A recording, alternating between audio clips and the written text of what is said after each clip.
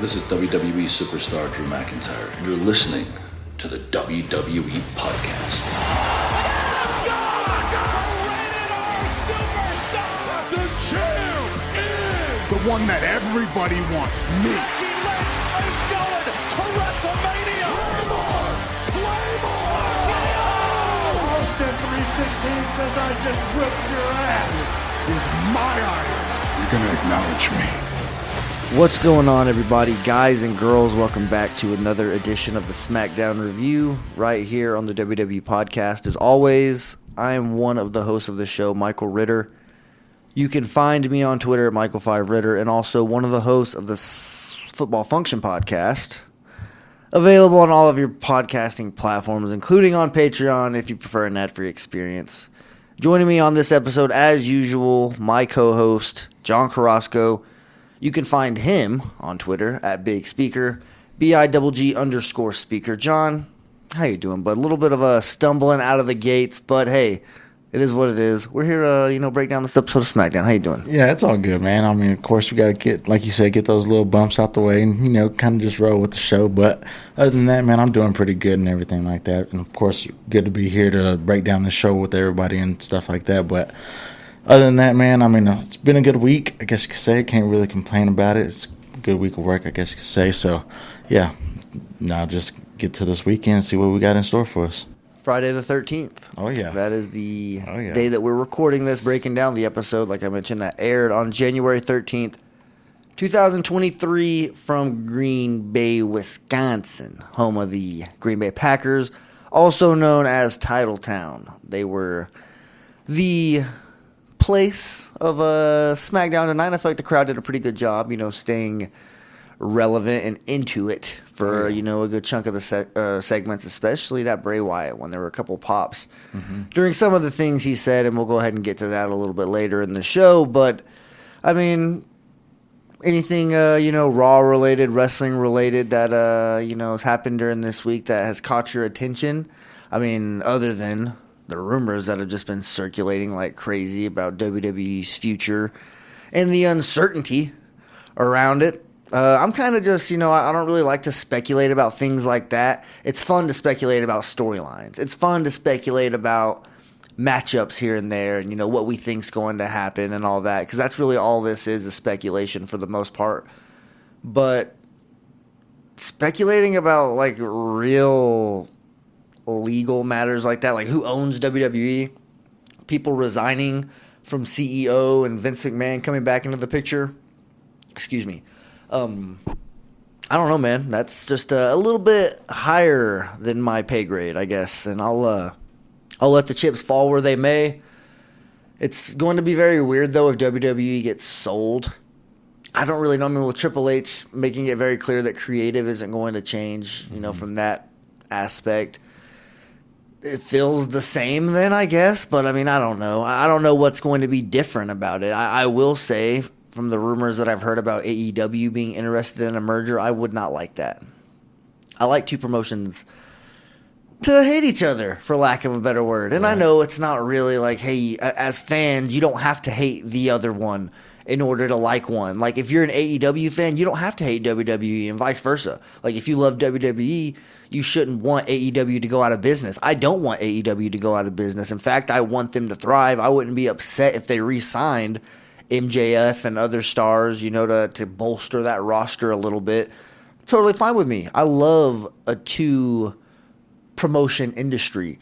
I feel like whenever WWE was by itself, they were able to get complacent in a sense. It's almost like Madden, because I get that. Like Madden, there's no competition. There's no other video game because EA Sports owns, the sole rights to the video game license for the NFL, which it's going to expire like in 2025 or something like that, but it's a whole topic for another day. But because of that, ESPN 2K, those old football video games, and NFL Street, for whatever, even though that was an EA Sports game as well, but they don't have to make two.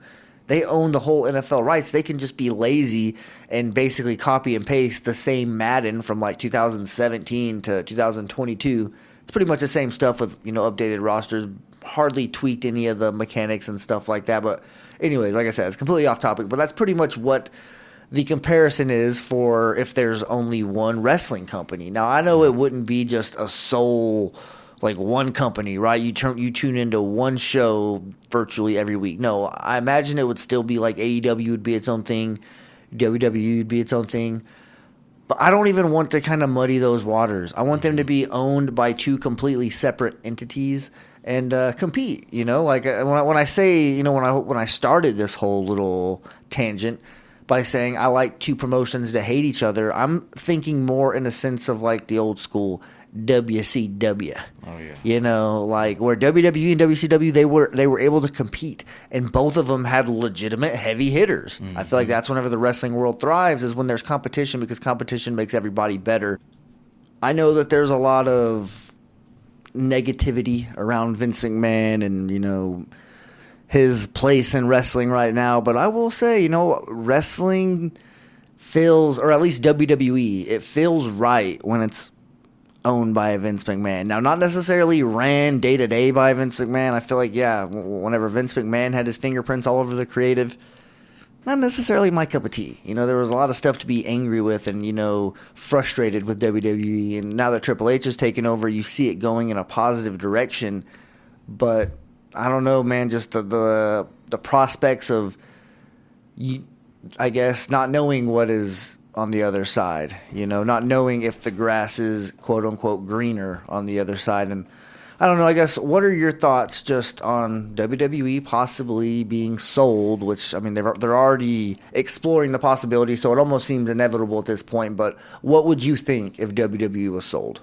Well, man, honestly, I don't really, whenever stuff like happens outside of the, product, I guess you could say, like it's legal issues with Vince McMahon and everything like that, I kind of felt like, like that sexual assault allegations that he had going on with him was kind of like just like a little distraction in a way. And then, of course, I kind of feel like it's just being a fan, that's kind of just jumped into this over like the last year, I guess you could say, like I've said, or y'all know me and everything like that. But just like seeing this, I mean, it just feels like distractions. Of course, but why would you want to go and sell your own company? That's where I'm kind of thinking as not just as a fan, but as a business. You ever seen person. Spider-Man? Oh yeah, of course I've seen Spider-Man. You saw Green Goblin whenever they kick him from the board of directors, yeah. And do you know how much I sacrificed? And I think that's why. I mean, he's hopping on his glider right now. He's going to the parade. I get it, but it's not like it's going in a bad direction. I mean, like Triple H, he has taken over, and it's booming. Matt had mentioned in the mailbag, or somebody had did in the mailbag, saying that investors have actually invested in WWE, so it has a 22% spike in its price. So maybe it's just like something that we're not seeing, as fans, like criticizing it in a way.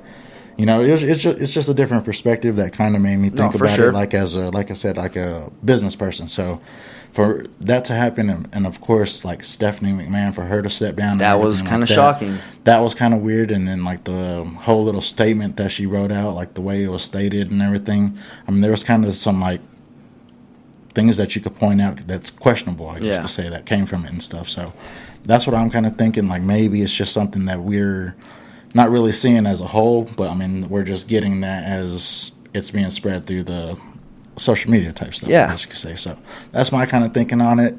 I hope that it doesn't get sold to anybody, because who knows, like the changes that's going to come of it. Of course, I'll still watch and everything like that. I mean, I don't think I'm going to go anywhere if it does change hands, but I think it would be just a bad move. Let me say that. I don't really know where to go from there, man. Just it's like we said when we started, it's all speculation. We don't really know, so there's no point in really, getting lost in the hypotheticals. Right, just let it play out, and we'll kind of go from there. I'm just trying to look into the what we got going right now, like wrestling wise. Sorry to cut you off, but no worries. Not trying to dig into it and stuff. No, exactly, yeah. And kind of talking about football function, we're in the playoff season, right? And that feels like Michael Cole alluded to it earlier. That's where we are right now in WWE as well, especially after the Rumble. So we're kind of creeping up on a very important season. You don't want a dark cloud like that for something that nobody can control to ruin one of the best seasons in the whole calendar wrestling year. Right. So, just let's enjoy it, especially you and I who are going to be there for, these very big moments. But I will say, how long before they make the Royal Rumble a 2-night event? I mean, they've already made it WrestleMania. I think there is enough stuff that you can do with that. I mean, given you got the women's and the men's on both sides, So, I mean, there's plenty of stuff that you can actually put into this, plug into it to make it a 2-night thing, I think. Yeah, that's kind of one thing I was thinking about is just the size of this particular event, the matches that I already think are going to take place. Obviously, you mentioned both Rumbles. Should be like an hour apiece. Yeah.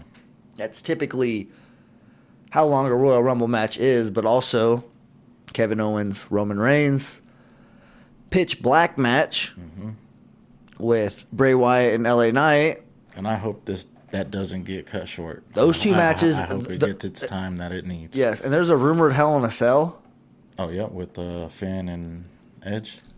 That right there, those three is like just the Universal Undisputed whatever, the Roman Reigns Kevin Owens match. And also the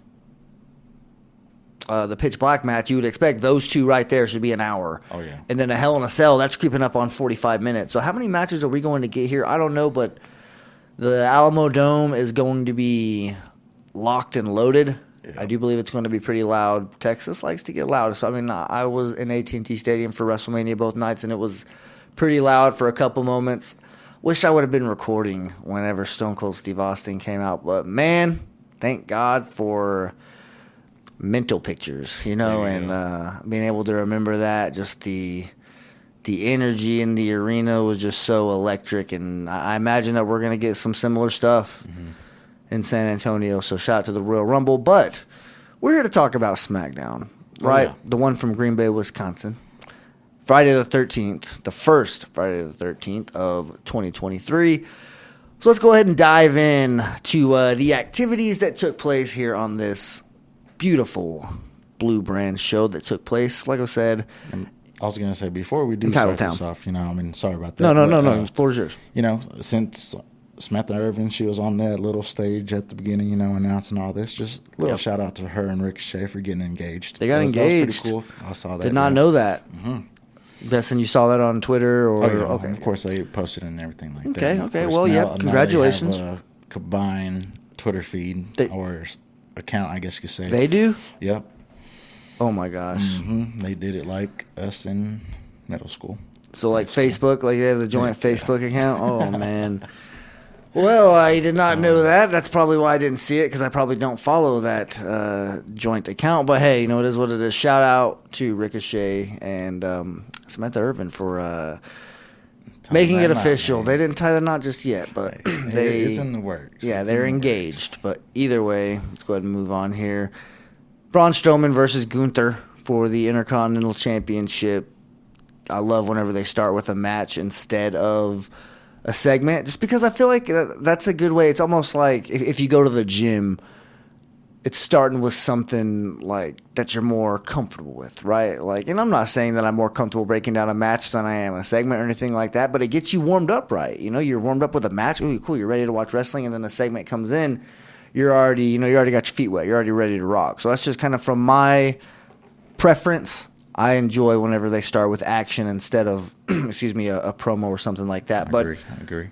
They gave these guys a lot of time. 24 minutes, almost 25. Braun Strowman definitely gives Gunther his biggest challenge, in my personal opinion. I mean, I feel like he did kind of push him to the limit there.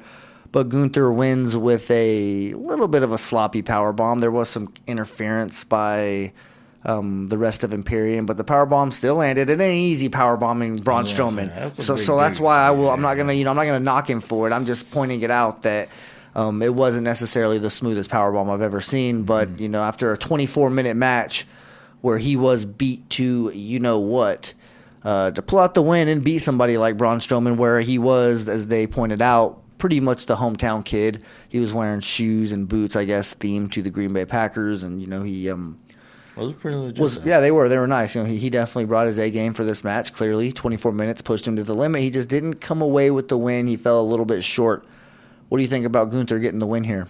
Well, I mean, I was on the crowd side of this. I mean, So you're pulling for Strowman. I wanted him to win it. I mean, of course, I mean the whole thing that got to me, like on the downside of Gunther, I guess you could say, is that he's running from him. You know, like at the beginning of the match, he was running from him. You know, trying to stay away, but I understand what he was trying to do. You know, trying to take advantage of like the injured shoulder and everything like that. So I mean, he did it strategically, I guess you could say, but like just leading up to it, I mean, all the running away that he's done has kind of put a damper on like him being that person that's supposed to win this, you know. So of course, the Braun Strowman, he was the guy that I wanted to see pull out from this, and of course went the other way. But I wasn't very high on Braun Strowman, you know that. I mean, of course, like how they were presenting him at the beginning of all this, but this, I mean, this is showing me that he can go the distance. You know, he took all those freaking chops from Gunther, man, and his freaking chest was all beat up, and it's crazy because Gunther, he took a couple chops too, and you know he doesn't have like the marks and stuff that Braun Strowman did, you know, and I was just kind of amazed by that because like you'd expect a chop from Braun Strowman to be a little bit more impactful than a. That's exactly the word I was going to use. Gunther, you know, so that's kind of crazy to me, but I mean, other than that, I mean, it was a good match. Dudes beat the hell out of each other, I guess you could say, and I don't have no complaints on that. All right. I'm right there with you, bud. Mm-hmm. So, yeah, we can go ahead and co-sign there on that one. Don't expect Gunther to lose anytime soon, but he does enter the Royal Rumble match a little bit later in the show, but he is in the trainer's room getting those, you know, sore areas attended to, and he makes it official that he is entering the Royal Rumble match, and I'm all for that.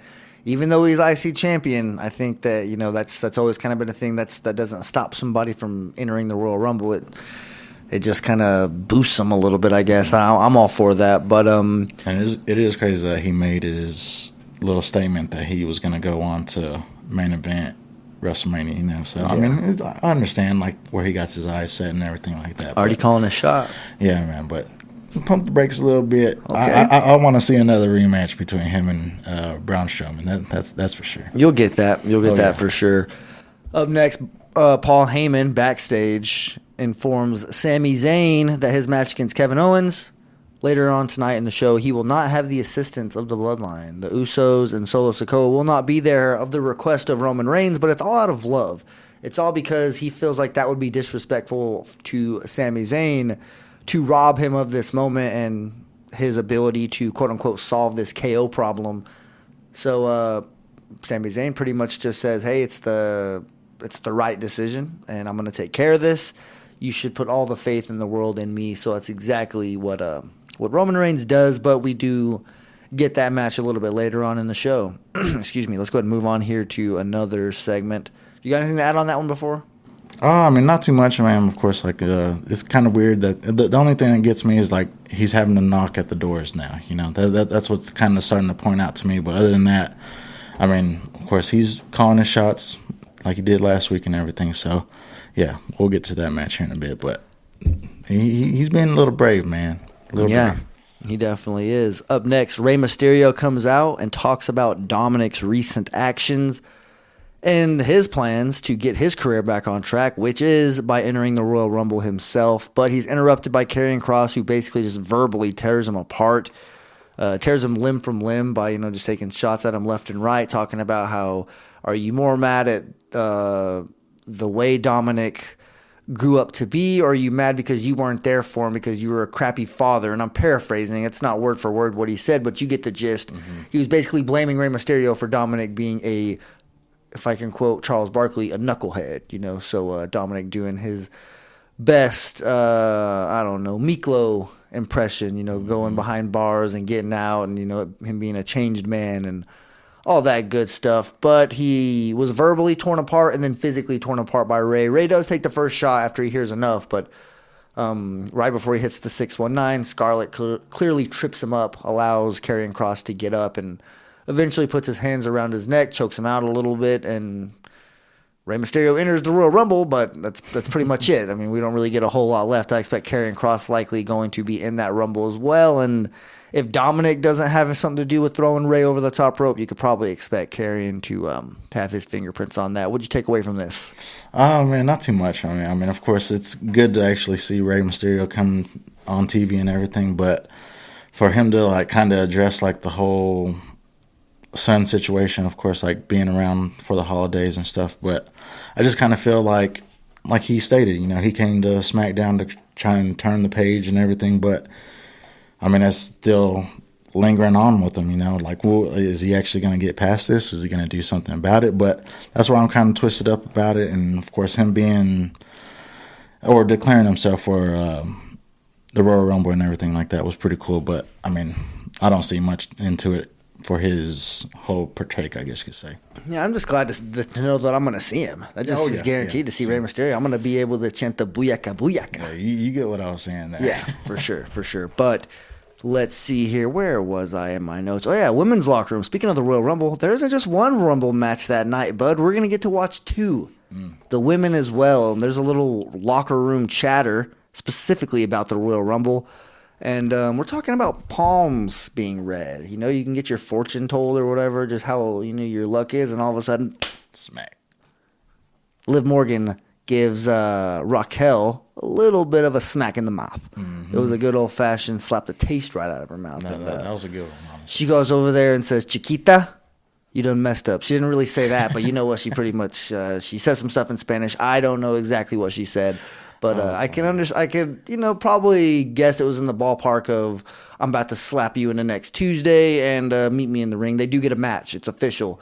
And we'll talk about that here in just a little bit. But what'd you think about this backstage segment where Maxine Dupree was shown? I don't know if that's a little bit of a teaser. Who knows what we're going to get from her, but Emma as well. I mean, there's not necessarily a long list of women on the roster, so they're probably going to be scraping the barrel to fill a 30-woman Royal Rumble. So maybe you see Maxine make an appearance in that Rumble. I know I personally would very much like that. Let's get Gigi Dolan in there as well if we can. Gosh, Nikita Lyons, she has a new shirt. And I might be getting it. Nikita Lyons, she has a new shirt. Yeah. Yeah, just, I mean, it's little just a little shirt. You know, pop or what? No, what? Little pop. Look good. Oh, yeah, well, that's nice. You know, okay. She's doing one of those, you know, high kicks. Ooh. Yeah.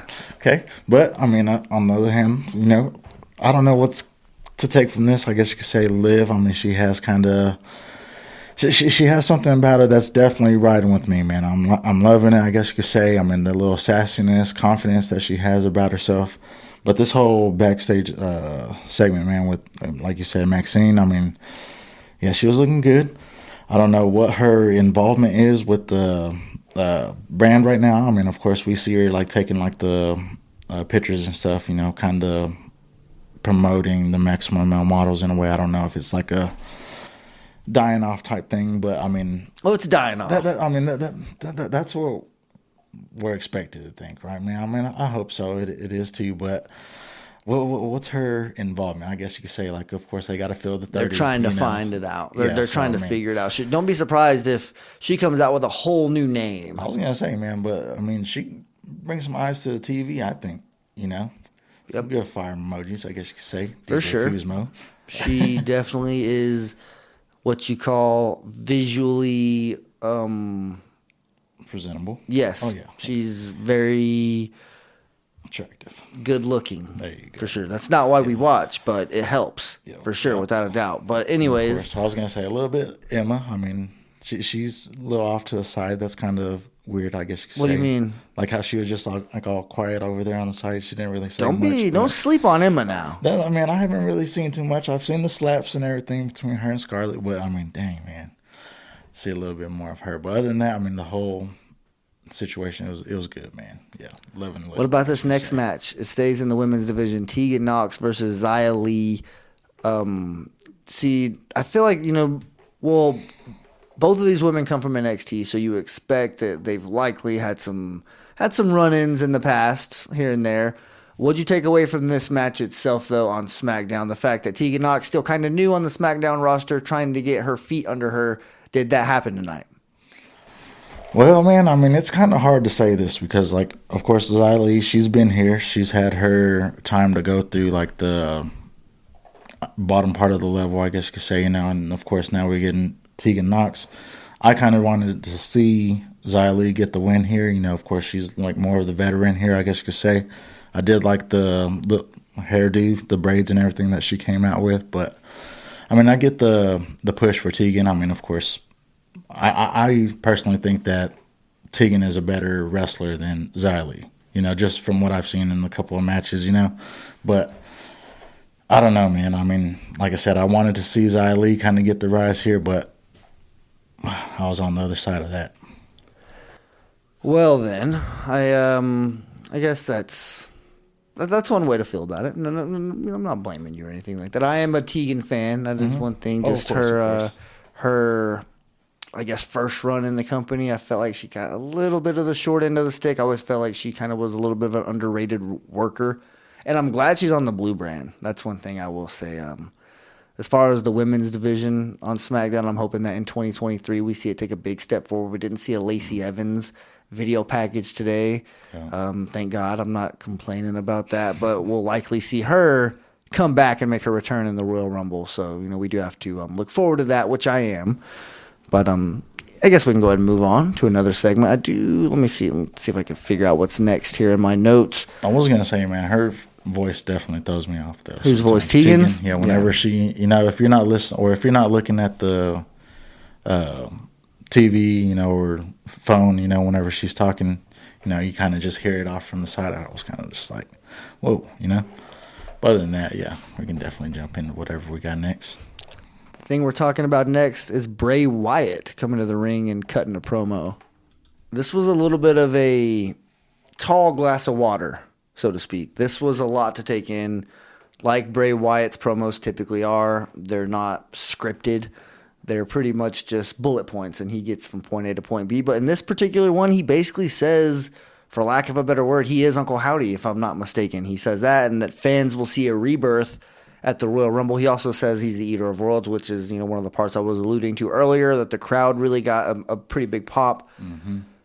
I don't know. I don't want to get my hopes up. But do you think we're going to see The Fiend at the Royal Rumble? Because you mentioned the QR code that popped up on the TV. It leads to a Firefly Funhouse segment where his face pops up as The Fiend's face with the mask on. This was a little bit of a wild, I guess, preview for maybe what it's going to look like for the Pitch Black match. There was just a spotlight with him sitting on a rocking chair in the middle of the ring. The rest of the arena was quiet. I don't know, man. I've never seen a Pitch Black match, obviously, but we're very into this program with LA Knight and Bray Wyatt. I don't know. I guess it kind of just opened my mind to new possibilities, where I thought that Bray Wyatt was the type of character where he's not really going to turn the page backwards at all. Like, he's just going to keep going forward. He's not going to be the old school Eater of Worlds, or he's not going to be the Fiend. He's going to continue to evolve and, be this new version of himself. So the fact that he's referencing characters of, the past makes me think that maybe the Fiend is going to make an appearance. I don't know. I would be excited to see it in person, without a doubt. Never have. So I don't know. That kind of got me excited. Like, I would like to see The Fiend. It's been a while, and I know people kind of feel a certain way about it. The supernatural aspect that it brings to wrestling. A lot of people, that's not their style, and I'm totally with you. I feel you. But just something about The Fiend, seeing it on TV for as long as I did, I would love to see it in person. And, what better place than the Royal Rumble? But I don't know. What'd you take away from this segment, or the Bray Wyatt cutting this promo? Well, like you said, it was a lot to take in. Of course, he said a lot of stuff in, that 5 minutes, I guess, that he had. But I don't know, man. Like you said, if the Fiend comes back, that's going to be a big pop for me. Of course, like I told you, that was one of the reasons that I started watching again. That little segment or little thing that he had going on between him and Randy Orton at the time. But that's what had brought me in. And of course, if I was to see that in person, man, hear that little screeching, little sound of the theme music and everything like that, man, that's going to be freaking awesome. So, of course, I'm looking forward to it. Wouldn't be mad, like I said. But, it's kind of hard just to, take everything in that he says, because I'm over here. I'm kind of convinced that he is Uncle Howdy. You kind of called me, I don't want to say it on here, but you called me something that I shouldn't say. And I'm just kind of thinking, man, maybe he just had somebody put that little suit on, come out here and give us a little, teaser in the brain and stuff like that. But yeah, I mean, I'm kind of with him. I've been thinking that this whole thing has been a personality twist of all his, So I mean, yeah, I'm gonna stick with that right there. Hey, man, you and me both. Like, I would be all for it. Like, if we could get a Fiend appearance, but that's all we get from Bray Wyatt this episode of SmackDown. Likely going to see more in the 2, I believe, episodes of SmackDown that we have leading up to the Royal Rumble. So, Hell yeah, let's go ahead and move on. Sami Zayn and Kevin Owens backstage. We get a face-to-face. Caleb Braxton's there just holding the microphone, kind of going back and forth. This was a pretty fun little interaction, I will say. It kind of got you ready for it, let you know the intensity of this matchup and kind of what it meant. And we've seen these two go at it several times in the past, but never like this. Like, never from this specific angle where Sami Zayn is trying to basically tell him, like, look, I don't know what else I need to do to prove to you that this is legit, that I'm a part of this faction. You need to just go mind your own business on Raw. Kevin Owens saying, look, I was on Raw. It's the Usos who keep coming over to Raw, trying to basically just invade over there. So I'm going to have to come over here and take out the members of the Bloodline one by one. And if you so happen to be one of them, then so be it. And that's pretty much what we get here in the main event. But before that, we do have a little bit more stuff that happens. You got anything to add on this face-to-face, or are you ready to move on? Oh, I mean, not too much on it, man. I mean, of course, I just like that they're getting these little face-to-face interactions now, kind of getting like the personalities, like the feelings from them, I guess you could say, like how both of you or these dudes are kind of invested in each other in a way. So, I mean, I think it's of course, it's personal, that's what I'm taking from all this. I feel like maybe Kevin Owens is kind of getting like a little butthurt on the side, I mean, and then of course, like Sami Zayn, it's like he's trying to take this little leap of faith, I guess you could say, see where he can kind of go sticking in with the bloodline and stuff like that. So yeah, it's a good little interaction that we're getting right here. I agree with you. I definitely do. So let's go ahead and move on here. I already mentioned Gunther enters the Royal Rumble. That's the segment that happened next backstage.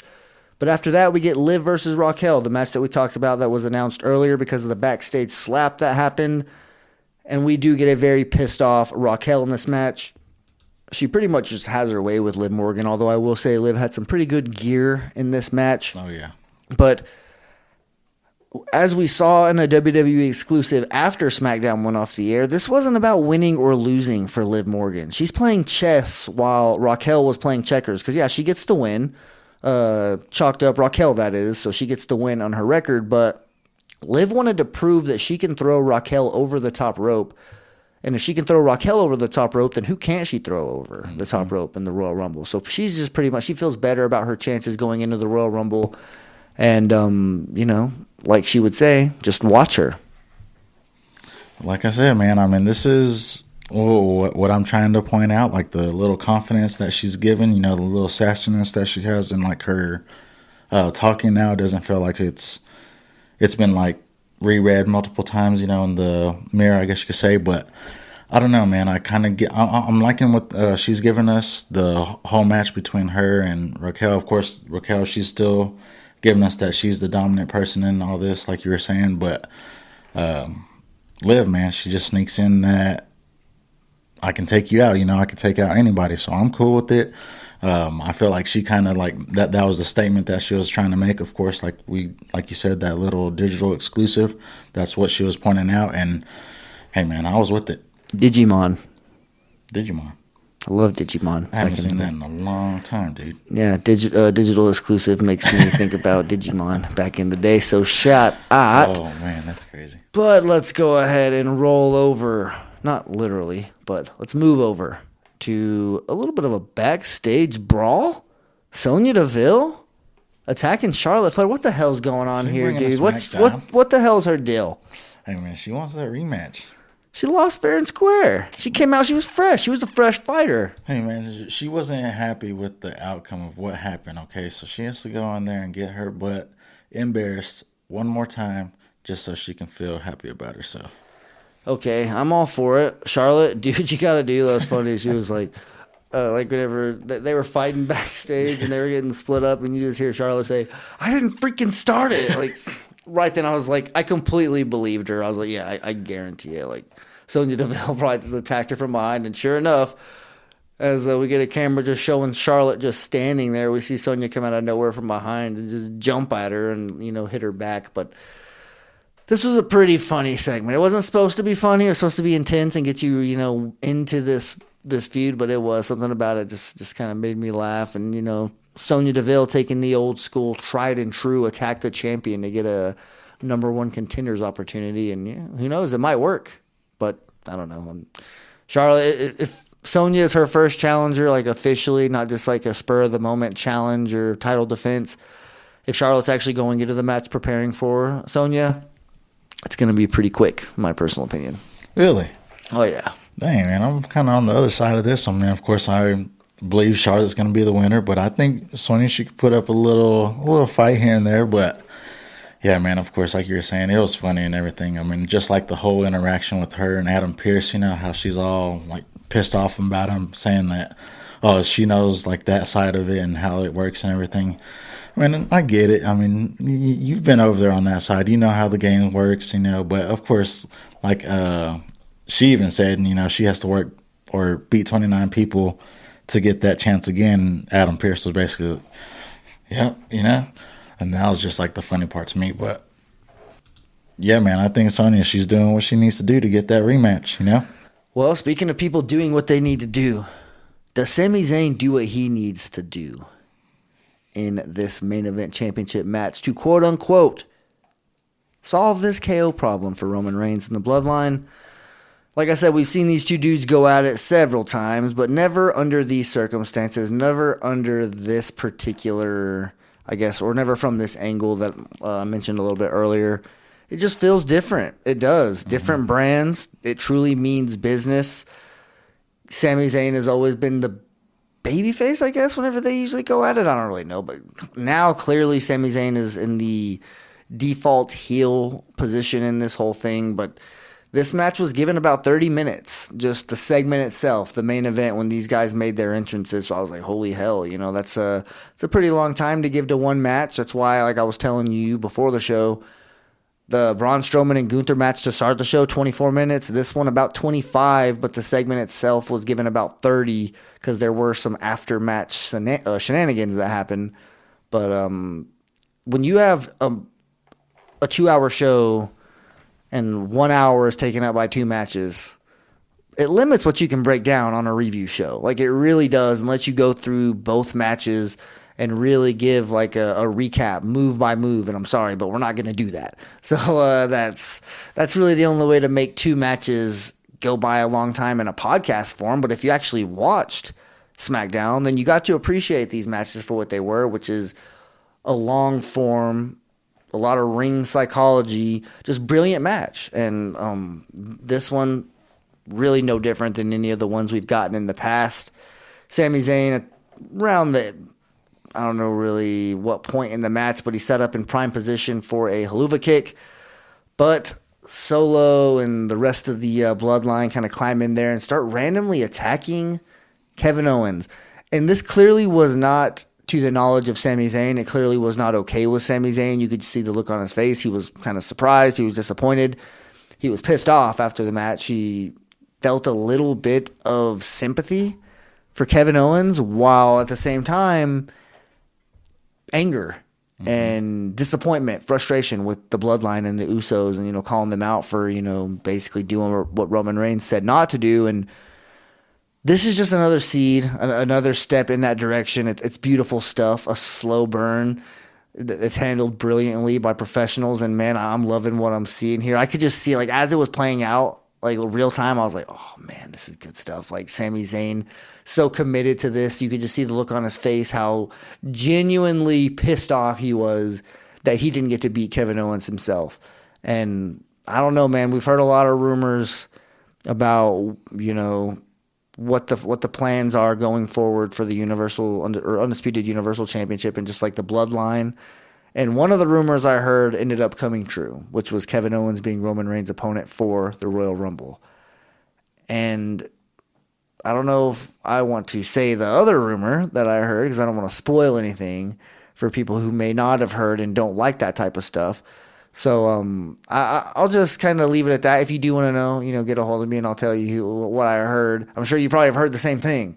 But this, and if you're kind of picking up what I'm dropping and you're just following along here, you might be able to guess just see kind of the seeds that were planted in this main event and kind of the developments. But what'd you think about this main event and it ultimately being a disqualification, Kevin Owens getting the win by DQ, which probably isn't going to sit well with Roman Reigns either, but just the interference and the body language after the match?